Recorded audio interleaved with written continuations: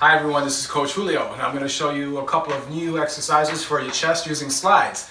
And if you don't have slides, we can still do the exercises using towels. So hang out and let me show you how to get it done. So the first thing, if you have slides, you can do some chest flies. Inhale as you go down, exhale, pull it in. You can do that a couple of reps, and you get your core, level 2, and then level 3. I'm over 40, so cut me some slack. So that's just one example. You're like, Julio, I don't have any slides right now. I say, no big deal. Grab yourself some towels. And if you can even cut one towel, make two. It's kind of ghetto, but if it works, it works. Humor is good. So let me come back to the hardwood floor. I'm going to do all those 3 exercises. I'm going to try. So here's that chest fly. Do it again. And then here's that push-up and reach.